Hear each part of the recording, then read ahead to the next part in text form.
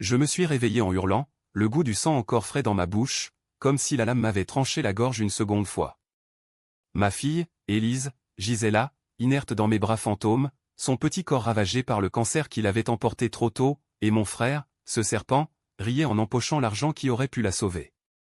Mais non, ce n'était pas la fin, j'étais revenu, piégé dans ce corps brisé d'il y a 5 ans, le cœur cognant comme un marteau-piqueur contre les murs de ma poitrine, prêt à tout arracher pour venger ce qui n'aurait jamais dû arriver. Paris, cette ville des Lumières que j'avais toujours aimée pour ses boulevards haussmanniens et ses cafés enfumés, m'accueillit comme une vieille maîtresse cruelle. C'était le 15 juin 2020, 5 ans avant ma mort pathétique dans une chambre d'hôpital anonyme du CHU de la Pitié-Salpêtrière. J'avais 42 ans à l'époque, un architecte raté qui vivotait sur des chantiers freelance dans le 18e arrondissement, près de Montmartre, où les touristes se pressaient encore pour des selfies devant le Sacré-Cœur, ignorant les drames qui se nouaient dans les HLM délabrés en contrebas. Élise avait 8 ans, une gamine aux boucles châtaines et aux yeux verts hérités de sa mère, cette salope d'Adeline qui m'avait quitté 2 ans plus tôt pour un banquier aux dents blanches et à l'accent snob du 16e. Le divorce avait été un carnage financier, j'avais tout perdu, sauf la garde partagée d'Élise, et même ça, c'était une victoire à la Pirue. Le diagnostic était tombé comme un couperet un mois plus tôt, leucémie aiguë lymphoblastique, stade avancé. Les médecins, avec leur jargon aseptisé, parlaient de chimiothérapie, de greffe de moelle osseuse, d'un espoir ténu si on agissait vite. Le coût ? 100 000 €, hors de portée pour un type comme moi qui peinait à payer le loyer de son 2 pièces rue des Abbesses. J'avais vendu ma voiture, ma collection de vinyles rares des éditions originales de Brassens et Piaf, empruntées jusqu'au cou auprès de prêteurs usuriers qui sentaient le rance des bas-fonds parisiens. Et puis, il y avait la famille, ma sœur Claire, installée à Lyon avec son mari prof et leurs 2 gosses, qui avait promis 10 000 €, et mon frère aîné, Vincent, le golden boy de la famille, cadre supérieur chez BNP Paribas, avec sa villa à Neuilly-sur-Seine et sa Porsche rutilante. Vincent. Ce nom seul me faisait grincer des dents, même dans cette nouvelle vie que le destin ou un dieu sadique m'avait octroyée. Dans ma vie précédente, il avait feint l'empathie au téléphone, sa voix suave comme du miel empoisonné, « Frangin, je m'en occupe. J'ai des contacts à la banque, un prêt à taux zéro, et je complète avec mes économies. Élise est comme ma nièce chérie. » Il avait transféré 50 000 € sur mon compte, un virement éclair qui m'avait fait pleurer de soulagement dans les couloirs stériles de l'hôpital. J'avais payé la compte pour la greffe, réservé la chambre privée, vu Élise sourire pour la première fois depuis des semaines, serrant son ours en peluche contre elle en murmurant « Papa, ça va guérir, hein? On ira à Disneyland après. » Mais Vincent avait menti. Tout. Les « économies » étaient un prêt fictif qu'il avait détourné, les fonds détournés de son propre département anti-blanchiment chez la banque, une ironie cruelle que j'avais découverte trop tard, quand les huissiers avaient frappé à ma porte 3 mois plus tard. Élise était morte sur la table d'opération, faute de suivi post-greffe, faute d'argent pour les médicaments immunosuppresseurs. J'avais sombré dans l'alcool, les dettes, puis le désespoir absolu. Une nuit de novembre 2025, j'avais avalé un flacon de barbiturique dans un hôtel miteux de la rue Saint-Denis, imaginant Élise m'attendant de l'autre côté. Et maintenant, j'étais là, dans mon lit défait, la date sur mon téléphone confirmant l'impossible, 15 juin 2020. Une seconde chance. Pas pour pardonner, non. Pour détruire. Je me levai d'un bond, les jambes flageolantes, et courus à la salle de bain. Le miroir me renvoya un visage hagard, barbu de 3 jours, les yeux injectés de sang mais vivant. Vivant pour la vengeance. Je repensais à cette nuit fatidique, 5 ans dans le futur, après la mort d'Élise, Vincent m'avait rendu visite à l'hôpital, les yeux larmoyants, murmurant « Laisse tomber, Marc. Ne fais pas de vagues. C'était un accident, la banque a ses règles. On est frères, après tout. Pense à maman. » Maman, cette ombre pieuse enterrée depuis 10 ans, qui avait toujours préféré Vincent, le fils prodige, au fils maudit que j'étais. J'avais écouté, brisé, et avalé mes soupçons. Mais pas cette fois. Cette fois, je ferai des vagues. Un tsunami. Le premier appel fut pour le médecin d'Élise, le docteur Laurent Moreau, un oncologue chevronné au service pédiatrique de l'hôpital Necker-Enfants Malades. « Monsieur Duval ? C'est vous ?» Sa voix, chaleureuse mais lasse, me ramena à la réalité. « Oui, docteur. »« Élise. Comment va-t-elle » Je feignis l'inquiétude, mais mon esprit bouillonnait déjà de plans. Il confirma le diagnostic, identique, implacable. Rendez-vous dans 2 jours pour démarrer la chimio. Parfait. J'avais du temps. Du temps pour creuser le passé de Vincent, pour exhumer les squelettes qu'il avait enterrés sous ses sourires carnassiers. Je sortis dans la rue, l'air tiède de juin chargé d'odeurs de pain frais et d'échappements de scooter. Montmartre bruissait de vie, des artistes de rue peignaient des caricatures, des couples se baisaient contre les murs sombres des ruelles, ignorant les caméras de surveillance qui clignotaient comme des yeux accusateurs. J'entrai dans un cybercafé anonyme, payé en espèces, et me connectai à un VPN gratuit. Première recherche, Vincent Duval, BNP Paribas. Son profil LinkedIn s'afficha, triomphant, promotion fulgurante, article dans les Échos sur son rôle dans la lutte contre la fraude. Ironie du sort. Je creusai plus profond, via des forums obscurs et des leaks de données sur le dark web des compétences acquises dans ma vie précédente, quand la paranoïa m'avait poussé à hacker comme un amateur désespéré. Et là, le premier fil à tirer, un rapport interne de 2019, fuité sur un site militant anti-banque. Vincent avait été soupçonné de détournement mineur, 5 000 € sur un compte client vulnérable ou une veuve d'Amiens qui avait porté plainte, mais l'affaire étouffée par un arrangement extrajudiciaire. Pas assez pour le couler, mais un début. Mon frère n'était pas un saint, il était un prédateur en costume 3 pièces, grignotant les marges pour gonfler ses bonus. Et Élise ? Juste une autre victime collatérale. De retour chez moi, Élise dormait encore, sa respiration sifflante comme un avertissement. Je m'assis à son chevet, caressant ses cheveux moites. Papa est là, ma puce. Cette fois, personne ne t'arrachera à moi. Les larmes vinrent, amères, mais vite essuyées. Pas le temps pour la faiblesse. J'appelai Claire, ma sœur, prétextant un appel de routine. Tout va bien, Marc ? Élise ? Sa voix était tendue, elle savait pour le cancer, mais pas pour le gouffre financier. Oui, mais j'ai besoin d'aide. Vincent. Tu le vois souvent ? Elle hésita. Il est occupé, tu sais. Mais il t'aidera, j'en suis sûr. Pourquoi ? Je mentis, juste pour comparer nos économies. Elle promit ses 10 000 €, comme avant. Fidèle, elle. Mais Vincent ? Il fallait le piéger. Les jours suivants furent un tourbillon de préparation. Je contactai un avocat véreux du 9e arrondissement, un certain maître Lefebvre, connu pour ses affaires de blanchiment à un risque calculé, car dans ma vie passée, j'avais appris que les diables pactisaient mieux avec les démons. Je veux des preuves irréfutables sur mon frère. Détournement, fraude. Tout. Il ricana, ça coûte cher, Duval. Et c'est illégal. Je paie en liquide. Et je veux des copies de tout. 100 € pour un premier dossier, des emails internes montrant Vincent manipulant des comptes pour ses amis politiques, des élus du Rassemblement national qui fermaient les yeux sur des prêts douteux en échange de dons occultes. Scandaleux. Gênant. Mais pas mortel. Pas encore. Le rendez-vous avec Vincent fut fixé au Café de Flore, ce bastion intellectuel de Saint-Germain-des-Prés où les bourgeois sirotent des croissants en dissertant sur Sartre. Il arriva en retard, costume impeccable, montre Rolex scintillant sous les lustres art déco. Marc. Mon vieux. Il m'embrassa comme un frère aimant, mais je vis le calcul dans ses yeux, le scan rapide de mon apparence pour jauger ma détresse. Nous commandâmes des cafés, et je lâchai la bombe, Élise a besoin d'une greffe. 100 000. J'ai besoin de ton aide, 20. Il posa sa tasse, feignant la surprise. Merde, frangin. C'est grave. Bien sûr, je vais voir ce que je peux faire. Mes contacts à la banque. Le script exact de la vie précédente. Je hochai la tête, retenant mon dégoût. Merci. T'es le meilleur. À l'intérieur, je bouillonnais, cette fois, je tracerai chaque centime. La nuit tomba sur Paris comme un linceul, les lumières de la tour Eiffel clignotant au loin depuis ma fenêtre. Élise toussait dans son sommeil, et je serrais les poings.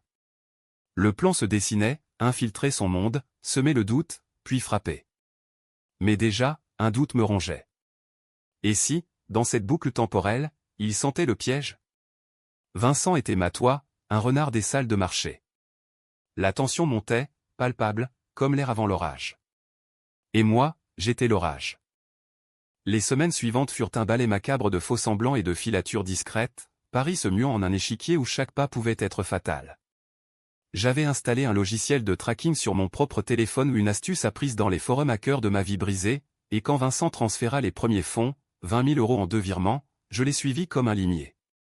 Pas directement à l'hôpital, non, il bifurquait par un compte offshore aux Caïmans, rebondissait sur une fondation bidon nommée L'aide aux familles en difficulté, administrée par une société écran à Luxembourg. Vincent ne donnait rien, il blanchissait, recyclant l'argent pour ses propres combines.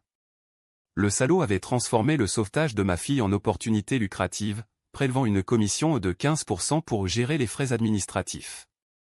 Je confrontais Maître Lefebvre avec ses preuves, dans son bureau étouffant du boulevard Poissonnière, entouré de piles de dossiers jaunis et d'une odeur de tabac froid. C'est du lourd, Duval. Fraude fiscale, abus de biens sociaux. Si on porte plainte, il saute. Mais il ajusta ses lunettes cerclées d'or, ses yeux porcins luisants. La BNP le couvrira. Il protège leur cadre. Il vous traînera pour diffamation, et votre fille? L'hôpital attendra. Je serrai la table, les jointures blanchies. Trouvez-moi un angle. Quelque chose de personnel. Il sourit, édenté. Il a une maîtresse. Une junior à la banque, 25 ans, enceinte. Pas de sa femme. Et l'argent des Caïmans finance un appartement à Deauville pour elle. Le cœur me manqua. Vincent, père adultérin? Un levier. Pas pour l'argent, mais pour le briser moralement. Élise entama sa chimio à Necker, les veines gonflées par les cathéters, son petit corps secoué de nausées. Je passais des nuits blanches à son chevet, lisant des contes de Perrault Le Petit Chaperon Rouge, ou le louper pour sa gourmandise. Papa, le loup, il est méchant comme tonton Vincent quand il crie au téléphone, demanda-t-elle un soir, sa voix fluette perçant le bip des moniteurs. Je tressaillis, elle avait surpris une dispute familiale l'année passée, Vincent hurlant sur moi pour une broutille. Non, ma puce. Le loup, il finit par se repentir. Ou par être dévoré. Elle rit faiblement, ignorant la prophétie. Pendant ce temps, je tissais ma toile. J'infiltrais le cercle de Vincent via un faux profil LinkedIn, Alexandre Moreau, consultant en compliance freelance, recommandé par un contact mutuel bidon. Il mordit à l'hameçon lors d'un afterwork à la Défense, ces tours de verre impersonnels où les cols blancs noient leurs âmes dans du champagne tiède. Enchanté, Alexandre. Vous bossez sur quoi? Sa poigne était ferme, son sourire Colgate. Je jouais le rôle, accent du sud-ouest fin, anecdote sur des audits à Genève. Bientôt, des invitations, dîner au Fouquet's, partie de golf au Racing Club de France. Chaque rencontre était une mine d'or aux confidences sur des deals foireux, noms de politiciens corrompus, et surtout, sur sa petite faiblesse, l'appartement de Deauville, un nid d'amour financé par des primes exceptionnelles. Mais la trahison s'approfondissait. Un soir, après une soirée arrosée, il me confia, ivre de cognac, marqué dans la merde avec sa gosse. Cancer. J'ai promis de l'aide, mais putain, les temps sont durs. La banque serre la vis. C'était moi, son frère, réduit à un cas social. Je ravalais ma rage, toasting à notre fraternité. À la maison, je vomissais tripes et boyaux, le fantôme d'Élise me hantant, dans ma vie passée, il avait assisté à son enterrement, impassible, murmurant des condoléances vides avant de filer à un meeting. Le twist personnel vint d'une source inattendue, Claire. Elle débarqua à Paris un week-end, traînant ses valises jusqu'à mon appartement, les yeux rougis. Marc, j'ai fouillé. Vincent. Il m'a emprunté de l'argent l'an dernier. 20 000, pour un investissement. Et il ne rembourse pas, ses mains tremblaient en me tendant un relevé bancaire. Le fil se nouait, Vincent avait pioché dans l'héritage familial, celui de maman, un petit magot de 60 000 € placé en assurance vie. Il l'avait emprunté pour ses frasques, laissant Claire et moi sur le carreau. La colère de ma sœur était un feu couvant, je l'alimentais subtilement. Il nous prend pour des cons, Claire. Pense à Élise. Elle hocha la tête, brisée. Ensemble, nous décidâmes, confronter maman S-notaire, exiger un audit. Premier coup porté. La tension culmina lors d'un dîner familial forcé, organisé par Claire au restaurant Le Procope, berceau des Lumières où Voltaire s'était enivré de philosophie. Vincent arriva en retard, sa femme Elisabeth une blonde fade aux perles ostensibles à son bras, et leur fils adolescent, un clone Mossad. Élise, affaiblie mais vaillante, dessina des cœurs sur la nappe en papier. Tonton, tu m'apportes un cadeau, demanda-t-elle, innocente. Il rit, sortant un ours en peluche ridicule. Bien sûr, princesse. Tout pour toi. Hypocrite. Au dessert, Claire lâcha la bombe, Vincent, l'héritage de maman. Où est passé l'argent? Le silence tomba comme une guillotine. Elisabeth blêmit, Vincent rougit, bafouillant, c'était un prêt temporaire. Je rembourse. Je fixai ses yeux, y lisant la panique. Prouve-le, frangin. Devant notaire. Il accepta, à contre-cœur, mais je vis le calcul, il allait falsifier des documents. Cette nuit-là, rentrant par le métro bondé ligne 4, puant la sueur et les regrets, je sentis une ombre. Un texto anonyme, arrête de fouiner, Marc. Où est Lisbeth? Mon sang se glaça. Vincent? Ou pire, un de ses associés? La paranoïa s'installa, un brouillard toxique. Je renforçai la sécurité, caméra factice à l'appart, pistolet d'alarme acheté au marché noir de Barbès. Paris, ma ville bien-aimée, devenait un piège, ses ruelles sombres murmurant des menaces. Pourtant, Élise progressait. La chimio mordait, mais ses analyses s'amélioraient, le docteur Moreau parlait de rémission partielle. Je pleurais seul dans les toilettes de l'hôpital, un sanglot rauque, cette fois, elle vivrait. Mais à quel prix? Mes nuits étaient hantées par des visions, Vincent, riant au-dessus de mon cadavre, ou Élise, grandie, me demandant pourquoi j'avais du sang sur les mains. La vengeance était un poison lent, elle me rongeait autant que le cancer rongeait ma fille. Je décidai d'accélérer. Contacter un journaliste freelance, un certain Julien Rossi, ex-Figaro, viré pour un scandale sur des fuites fiscales. Rencontre dans un bar miteux du canal Saint-Martin, où les hipsters sirotaient des bières artisanales sous des néons clignotants. J'ai des dossiers sur Vincent Duval. Fraude, adultère, détournement pour sauver sa nièce mourante. Rossi siffla, chaud. Mais pourquoi moi? Parce que vous haïssez les banquiers. Et parce que je veux son nom en une. Il accepta pour 1000 € au payé en liquide, promettant un article dans Mediapart dans un mois. Le piège se refermait. Mais Vincent contre-attaqua. Le lendemain, un appel de la banque, mon prêt personnel bloqué pour irrégularité. Coïncidence? Non. Il serrait la vis. La tension était électrique, un câble prêt à rompre. Et moi, au milieu, un fantôme vengeur dans une peau vivante. L'été 2020 s'abattit sur Paris comme une fièvre, les terrasses des cafés débordant de Parisiens masqués mais assoiffés de normalité post-confinement, ignorant les ombres qui s'allongeaient sur la Seine. Élise rentra à la maison pour une pause thérapeutique, son crâne rasé couvert d'un bonnet coloré, ses joues pâles illuminées par un sourire fragile. « Papa, on fait des crêpes ?» Comme avant. Je hochai la tête, mélangeant la pâte dans notre cuisine exiguë, le beurre crépitant dans la poêle comme un rire moqueur. Ces moments étaient des bulles de grâce dans l'enfer que je fabriquais, chaque cuillerée de pâte versée était un serment silencieux de la protéger, coûte que coûte. Mais la nuit, quand elle dormait, je travaillais. Mon alter ego Alexandre Moreau s'était insinué plus profond dans la vie de Vincent, invitation à des soirées privées dans des pentousses de la tour Montparnasse, où champagne coulait et cocaïne sniffait discrètement dans les toilettes en marbre. Là, j'enregistrais des conversations fatales à un micro dissimulé dans une montre bon marché. Vincent, éméché, se vanta, les régulateurs? Des pantins. J'ai graissé la patte à un sénateur LR pour enterrer l'affaire des Caïmans. Et pour ma nièce? Bah, c'est la vie.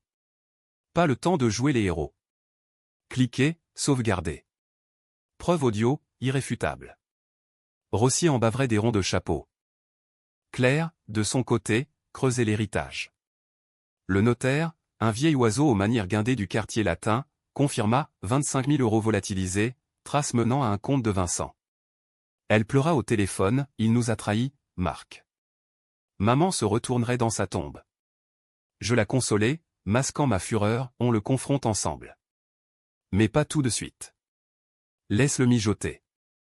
Elle accepta, mais je sentis sa peur. Vincent l'appelait souvent, sa voix douce comme du sirop, la manipulant comme une marionnette. La famille se fissurait, des fissures que j'exploitais sans remords. La première décision controversée vint comme un coup de poignard. Elisabeth, la femme de Vincent, me contacta en secret via un message crypté au paranoïaque, elle utilisait Signal. Rencontre dans un parc anonyme des Buttes-Chaumont, sous un saule pleureur, l'air chargé d'humidité et de chants d'oiseaux moqueurs. Elle était défaite, les yeux bouffis. Marc, je sais pour l'appartement. Et pour la fille. Il me trompe depuis 2 ans. Et l'argent. Pour Élise? Il m'a dit que c'était réglé. Sa voix se brisa. Je la fixai, pesant le pour et le contre. La trahir? Non, elle était innocente, ou presque. Mais l'utiliser? Oui. Aidez-moi à le piéger. Fournissez-moi ses codes de carte. En échange, je vous protège du scandale. Elle hésita, puis hocha la tête, glissant un papier dans ma main. Trahison en chaîne. Était-ce moral? Non. Efficace? Absolument. J'accédais à ses comptes ce soir-là, facture pour bijoux offerts à la maîtresse, voyage à Deauville, et jackpot un transfert de 10 000 € vers une clinique privée pour avortement sélectif. Vincent, ordure jusqu'au trognon. Le plan s'affina, diffuser les preuves à Rossi, mais avec une twist. Pas un simple article, une fuite massive sur les réseaux, anonyme, via un bot Twitter que j'avais codé en amateur. Vincent Duval fraude devint viral en 24 heures, après que j'eus posté l'audio édité au juste assez pour accuser sans révéler la source. La toile s'enflamma, tweet enragé de militants anticapitalistes, repost par des influenceurs écolos, même un thread sur Reddit Air France exposant les liens avec l'extrême droite. Vincent paniqua, ses appels se multiplièrent. Marc, c'est quoi ce bordel? Quelqu'un te vise. Reste loin de ça. Je feignis l'innocence, je sais pas, Vin. Mais si c'est lié à l'argent d'Élise. Il raccrocha, furieux. À l'hôpital, Élise fit une rechute mineure ou une infection nosocomiale, rien de grave, mais un rappel brutal de la fragilité. Assis à son chevet, je repensais à ma mort, seul, brisé, maudissant Vincent dans un dernier souffle. Cette boucle était une malédiction autant qu'une bénédiction, chaque avancée vengeresse pesait sur mon âme, me rendant plus dur, plus froid. Claire le remarqua lors d'une visite, tu changes, Marc. Tes yeux. Ils sont comme ceux de papa avant l'accident. Papa, mort dans un crash ivre, un secret familial que Vincent avait étouffé pour protéger l'image. Encore un squelette. La confrontation familiale explosa lors d'un barbecue forcé dans le jardin impeccable de Neuilly, pelouse tondue au millimètre, piscine turquoise scintillant sous le soleil doux. Vincent grillait des entrecôtes, Elisabeth servait du rosé, feignant l'harmonie. Élise jouait avec son cousin, riant pour la première fois depuis des semaines. Puis Claire attaqua, les 25 000 de maman, Vincent. Rembourse. Ou on porte plainte. Il lâcha sa pince, le visage congestionné. Espèce de garce. C'était un prêt. Marc, dis-lui. Tous les yeux sur moi. Moment décisif. Je pouvais désamorcer, jouer les pacificateurs comme avant. Ou frapper. Prouve-le, Vincent. Ou avoue que tu as volé pour ta pute à Deauville. Le silence fut assourdissant. Elisabeth s'effondra en sanglots, le fils de Vincent hurla, papa. Chaos. Il me gifla, un revers sec qui envoya mon sang gicler sur la nappe à carreaux. Traître, cracha-t-il. Je souris, essuyant ma lèvre, non, frère. C'est toi le traître. La police fut appelée au par Elisabeth, terrifiée. Pas pour violence domestique, mais pour diffamation calomnieuse. Vincent porta plainte contre moi, jurant de me ruiner. Mais j'avais anticipé, Maître Lefebvre avait déjà déposé une contre-plainte pour détournement, avec les relevés bancaires en pièces jointes. Les flics de la brigade financière débarquèrent à Neuilly le lendemain, perquisitionnant la villa sous les flashs des paparazzis attirés par le hashtag viral. Vincent fut placé en garde à vue, son monde s'effondrant en direct sur BFM. Pourtant, la tension grimpa d'un cran. Un soir, rentrant d'une séance chez le docteur Moreau, je trouvai ma porte fracturée. Intrusion. Rien de volé, mais un message gravé sur le mur du salon, arrête ou la gosse crève. Élise hurla en le voyant, se cachant sous son lit. Je l'emmenai chez Claire à Lyon cette nuit-là, train de nuit, cœur battant. Vincent? Où ces sbires, ces requins de la finance prêts à tout pour couvrir leurs traces? La peur me noua les tripes, la vengeance devenait un boomerang, menaçant ceux que j'aimais. Rossi publia l'article « Scandale BNP, un cadre détourne des fonds pour sauver sa nièce. » Ou pour ses amours illicites? Vente record, enquête lancée par la justice. Vincent fut suspendu, son nom traîné dans la boue des tabloïds. Il m'appela de sa cellule provisoire, « Tu vas payer, Marc. Je te jure, tu vas payer. » Sa voix était rauque, brisée. Satisfaction? Oui. Mais un vide grandissait. Était-ce assez? Élise vivrait, mais à quel prix pour mon âme? Paris automnal approchait, feuilles jaunies dans les Tuileries, vent froid annonçant l'hiver. Le climax se profilait, un duel fraternel inévitable. Septembre 2020 enveloppa Paris d'une brume mélancolique, les platanes du boulevard Saint-Germain perdant leurs feuilles comme des aveux tardifs, et avec elles, les illusions d'une fratrie intacte. Élise, relocalisée chez Claire à Lyon pour sa sécurité, progressait, analyse encourageante, cheveux repoussants en duvet doux. Je lui rendais visite chaque week-end, TGV filant à travers la Bourgogne comme une veine artérielle, mais ces trajets étaient des supplices. Chaque kilomètre me rappelait que ma vengeance isolait ma fille de moi, la transformant en pion sur l'échiquier. Vincent, libéré sous caution à 100 000 €, ironie cruelle, payé par des amis occultes, contre-attaqua avec la férocité d'un animal acculé. Sa plainte pour diffamation escalada en procédure accélérée au tribunal de grande instance de Paris, au palais de justice de l'île de la Cité, ce labyrinthe gothique où les échos des jugements passés murmurent encore. Maître Lefebvre me conseilla, plaidez la vérité. Les preuves tiennent. Mais préparez-vous, il va salir votre nom. Et il le fit. Aux audiences préliminaires, son avocat, un requin du barreau bardé de décoration, dépeignit Vincent en martyr, cadre intègre victime d'un frère jaloux, rongé par l'échec professionnel et l'alcoolisme latent. Monsieur Duval Junior a toujours soutenu sa famille, tonnatait-il, projetant des photos idylliques de nos enfants sur la plage de Cabourg, riant sous le soleil normand. Le jury ou des bourgeois du 7e, impassible hocha la tête. Moi? Je serrais les accoudoirs, revoyant Élise dans son cercueil blanc. La décision controversée surgit comme un éclair dans cette tempête judiciaire, j'acceptais un arrangement. Pas par faiblesse, non, par calcul machiavélique. 100 000 € l'exact montant pour la greffe d'Élise, versé par Vincent en réparation morale, avec clause de confidentialité. En échange, retrait de ma plainte pour détournement. Les tabloïds hurlèrent au scandale, frères ennemis, un pacte de sang ou de silence? Rossi, furieux, me traita de vendu dans un billet d'opinion. Claire me téléphona, voix chevrotante, tu le laisses s'en tirer? Pour l'argent? Je mentis, pour Élise. C'est tout ce qui compte. Mais en vérité, c'était un piège, l'argent était tracé, via un compte gelé par Lefebvre, et la clause? Un cheval de Troie.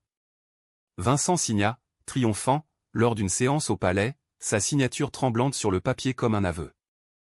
Libéré de la pression immédiate, je plongeai dans le cœur noir de son empire.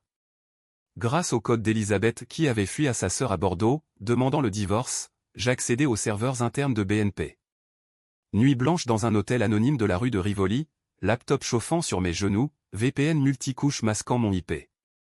Fichier après fichier, email codé avec des lobbyistes du MEDEF, virement vers des comptes offshore liés à des campagnes électorales dont une pour un député RN accusé de corruption. Et le clou, un dossier sur moi. Vincent avait enquêté, des années avant le cancer, fouillant mon passé pour un dossier préventif. Il savait pour mon flirt avec la dépression post-divorce, mes dettes mineures, même une plainte classée pour violence conjugale bidon d'Adeline. Il m'avait pisté, attendant le moment pour me briser si je devenais encombrant. Frère? Non, ennemi juré. Le chaos Trao frappa par un soir de pluie battante, octobre enveloppant Paris d'un manteau gris. Vincent m'invita à y discuter dans son bureau désert de la Défense, après les heures, les tours vides comme des tombes de verre. J'y allais armé au pas d'armes à feu, illégal pour un civil comme moi, mais un couteau de cuisine dissimulé dans ma botte, reliquat d'une paranoïa juvénile. L'ascenseur monta en silence, mon reflet spectral dans les parois miroirs. Il m'attendait, silhouette sombre contre les néons de la skyline, une bouteille de whisky écossais ouverte. Assieds-toi, Marc. On enterre la hache. Sa voix était suave, mais ses yeux froids comme la Seine en hiver. Nous bûmes, toast hypocrite à la famille. Puis il attaqua, tu crois m'avoir eu avec tes fuites? J'ai des amis, frangin. Plus haut que tu ne l'imagines. Ton article? Enterré par un appel au procureur. Et Élise? Si tu continues, l'hôpital perdra son financement. Menace voilée. Je souris, sortant mon téléphone, l'audio, les emails, le dossier sur ces magouilles RN. Et ça? Publiable demain sur Wikileaks. Avec ton nom en gros. Il blêmit, bondissant, espèce de rat. Tu vas crever pour ça. La bagarre éclata au poing, chaise renversée, verre brisé. Il me plaqua contre le bureau, ses mains autour de ma gorge, je t'ai toujours haï, Marc. Le fil raté. Maman t'aimait plus, et regarde-toi. Aveu. Pur. Je le repoussai, le couteau sortant dans la mêlée, entaillant son avant-bras. Sang sur le tapis perçant. Il hurla, reculant, tu es fou. Les vigiles arrivèrent, alertés par les caméras. Police, menottes, flash. Vincent saigna, théâtral, accusant, tentative de meurtre. Mon propre frère. Moi, calme, légitime défense. Vérifiez les serveurs. L'aube se leva sur la défense, hélico de TF1 survolant les tours, direct en boucle, drame fraternel à BNP, vengeance ou folie. J'étais arrêté, mais pas pour longtemps, Lefebvre avait anticipé, preuve déposée préalablement. Vincent? Interrogatoire musclé, aveu sous pression. La société se déchaîna.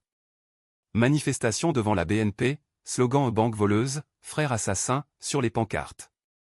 Un collectif féministe alerté par l'avortement forcé lança une pétition pour Elisabeth. Claire, horrifiée par la violence, coupa les ponts, tu es devenu un monstre, Marc. Isolation totale. Et Élise? Au téléphone, sa voix timide, papa, tonton va bien? J'ai peur. Mon cœur se brisa. La vengeance, ce feu purificateur, consumait tout. Pourtant, au fond de la cellule provisoire une nuit au commissariat central, odeur de pisse et de désespoir, je sentis le twist approcher. Un gardien glissa un mot, de la part de V. Regarde ton alliance. Mon alliance? Perdu dans la bagarre. Mais en fouillant ma poche, je trouvai un micro au minuscule, planté par Vincent. Il m'avait piégé, enregistrement de ma confession vengeresse. Le boomerang ultime. Il contre-attaquerait avec ça, me dépeignant comme le psychopathe. Libéré le matin, je courus à Lyon. Élise m'attendait, pâle mais vivante. Papa. Ses bras autour de mon cou. Priorité, la sauver. Le reste? Un échiquier en feu.